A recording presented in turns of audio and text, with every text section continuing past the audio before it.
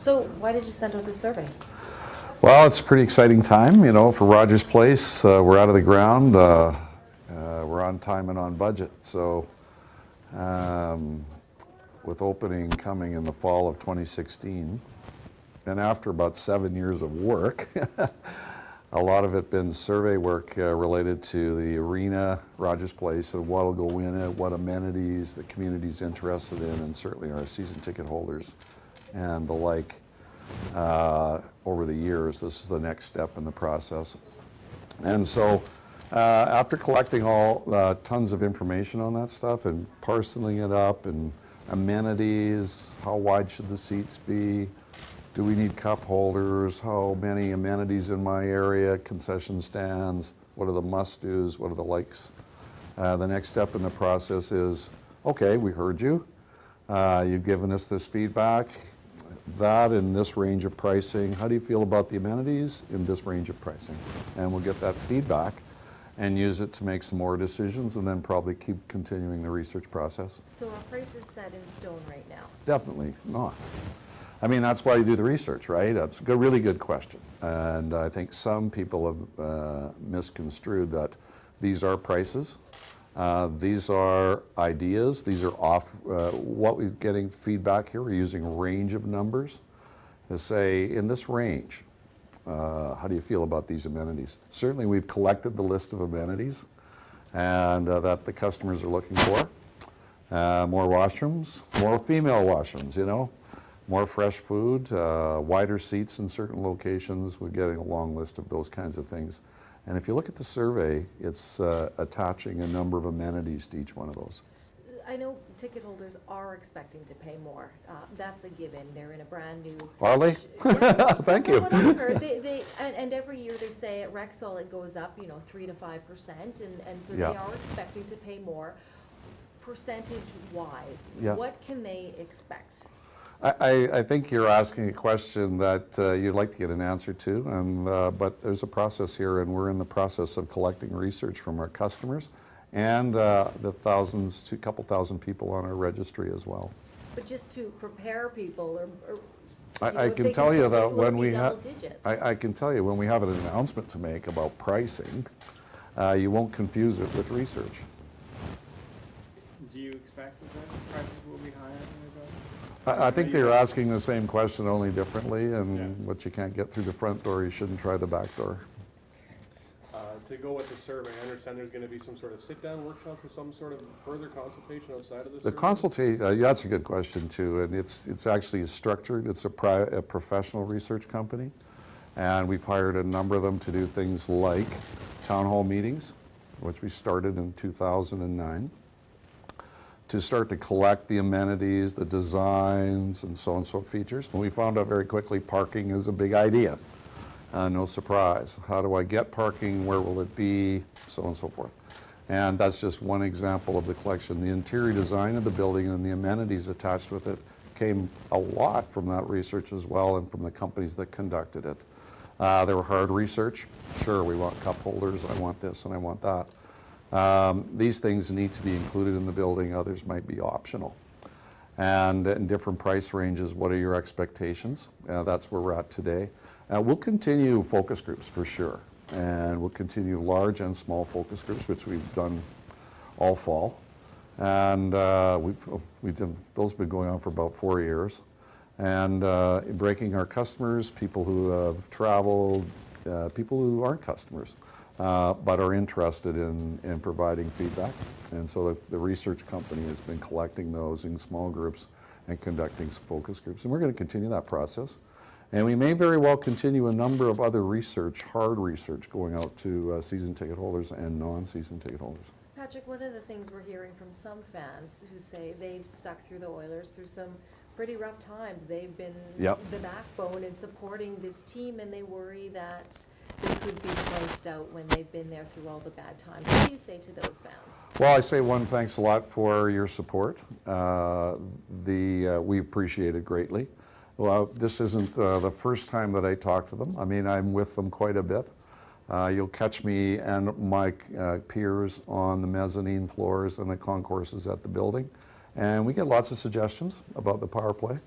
and the roster. And but at the same time, there's a cycle to all this. Rogers Place opens in a couple of years, and maybe this is the best of time to do the research from that point of view. If you're going to collect research, maybe this is the best time to do it, and to get feedback from our clients. It's never a bad thing. It's never a bad time.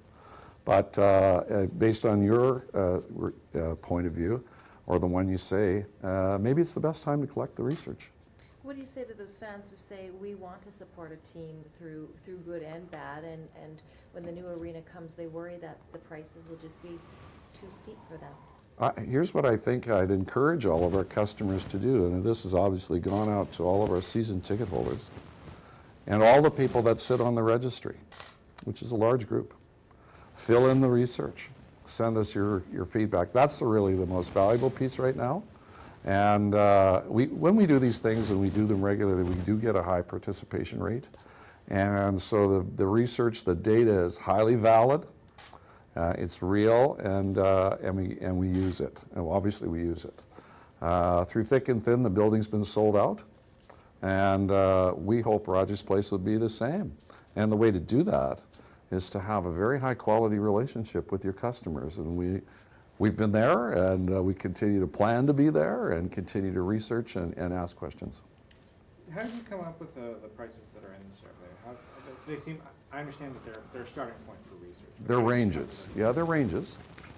And the ranges, the research company started to, is their suggestion? Yeah. Let's provide, the research document is not something the Oilers produce, so we want to know, based on these amenities, how do our customers feel about certain prices, price points, what's fair, and so on and so forth. And so a research company says, here's what you're currently charging for certain things with very little amenities, almost none. And but if we start to take the research that we did 2 years ago and stack it on these seats in these locations with these amenities, let's go to the marketplace and ask your customers what they think now. And so they come up with these ranges. Is there going to be an option, say a bare bones option? What if somebody just wants to come to enjoy the game? They don't want all these extra amenities. They don't want to go to a nightclub or sit in a big leather chair. Yeah, I think that's a good question. That's a really good question. And Rogers Place is meant to service more than 2 million people a year. There will be a range of seats with appropriate amenities for everybody in oil country, no question. So just to be clear, the pricing model, obviously, for the survey are estimates, right? So but the nightclub, the theater, are those spots that are for sure going to be in Rogers Place there, obviously? Those are places, I don't know if you, I'll just go back.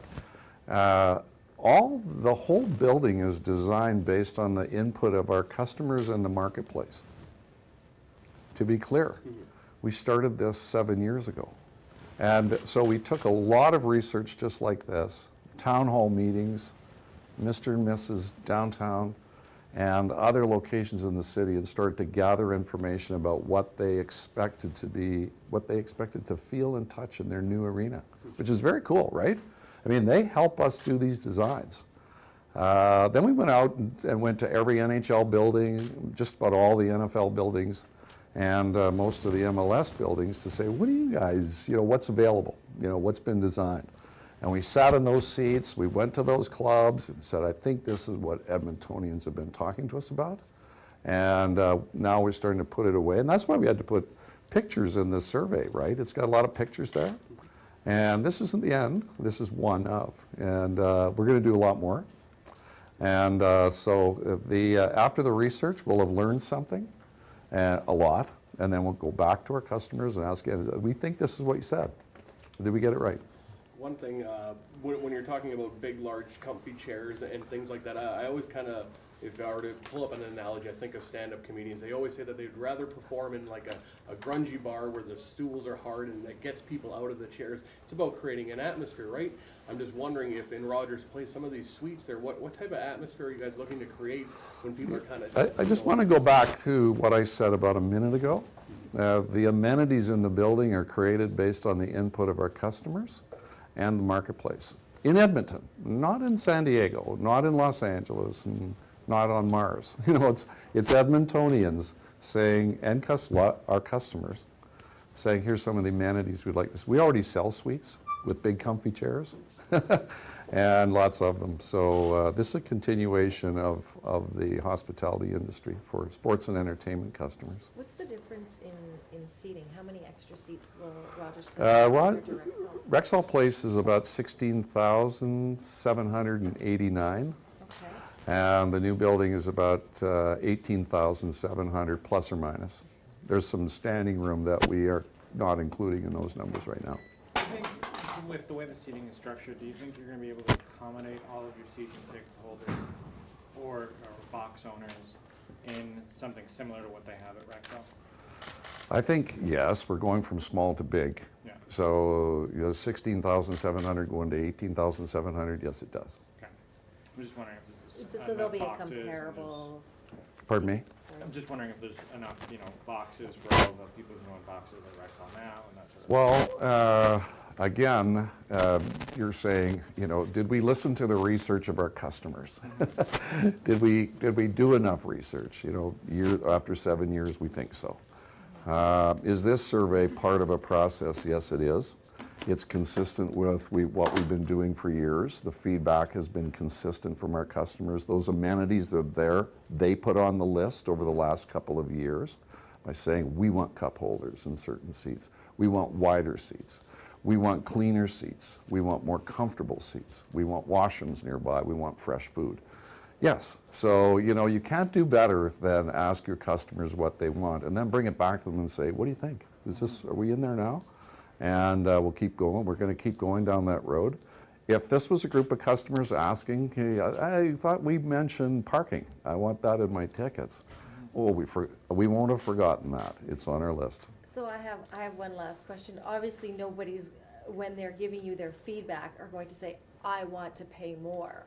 So are you going to listen to that feedback? If somebody, I don't think you're right. But if you're hearing from people who are saying, yeah. I know I'm going to pay more, but this is too much. I think that nobody expects to get parking for free. Nobody expects to get fresh food for free, and people do expect a number of those amenities. The other amenities in the stadium, I know you're still doing this research, but a meal, a beer. Yeah. Do you expect those prices will be different from Rexall? We expect to continue the research to price the products to suit the marketplace. And I don't know how many times I can say that. There's only one Edmontonian. There may be only one, group of people. There's a large. We do a lot of work with the people and do a lot of research, and we intend to follow the research and what they're telling us. And smart companies do that, and we think we're capable of doing that. Our building's been full. Somebody mentioned that the team hasn't been terrific. One of the teams hasn't been terrific. The other team won a Memorial Cup, and so yes. And through all that, I think our customers, the seats have been full, and we've been selling out. I'm not bragging, but I'm saying to a large degree, we've taken what we've had to deal with and listened to our customers and tried to do the best or the right thing for them. And I think by and large, we've been rewarded with their loyalty. And we really expect to continue that process. More research, more focus groups, more intelligence, more pricing models. And then get it narrowed in, and by the time we get to September 2016, we're ready to go. Is part of that research kind of include looking at, you're talking your season ticket holders, obviously. Yeah. Because they're big for your customer base and important for your base. They are. The occasional fan, the once-a-year fan, and Well, making it affordable for family of four. That's a really good point.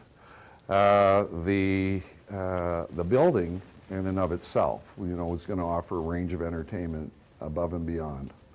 And the opportunity for people to find their place in there has been included in our research as well.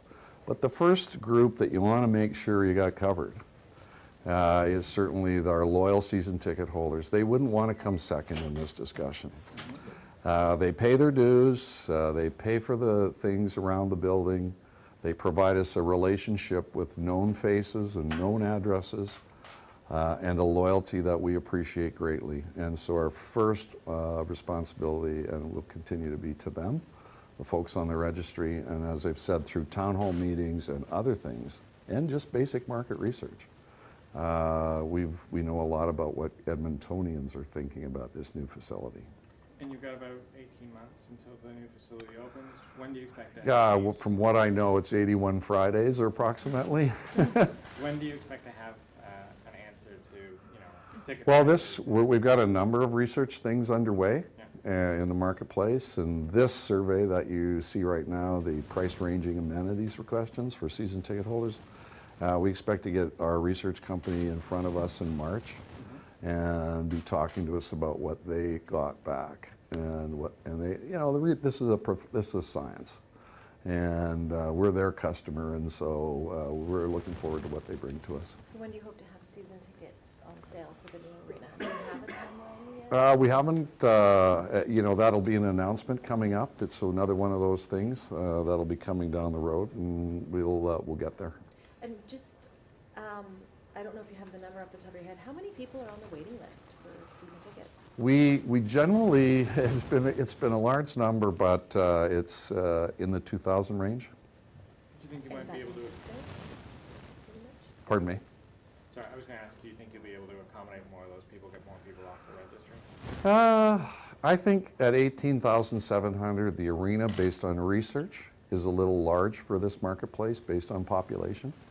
But it's a market that is young and affluent and educated and is looking seriously for more entertainment options in a higher quality environment than they've been used to. They travel a lot to Las Vegas and to wherever to find their entertainment solutions. And they told us and continue to tell us, if you want to compete for our dollar, and I was just in Las Vegas and I could see nothing but orange and blue sweaters down there at the airport coming home. So if you want to compete for their entertainment dollars, you need to offer these kinds of things. And so our best efforts is to do that and do it at prices that they want. And in US dollar, we're going to, if we were doing research today, the costs are crazy for you too. Or hockey, but there's only what the market will bear. That's all you can offer. You have to offer things at high quality, what your customers expect, at prices that they can accept as well, and that's business.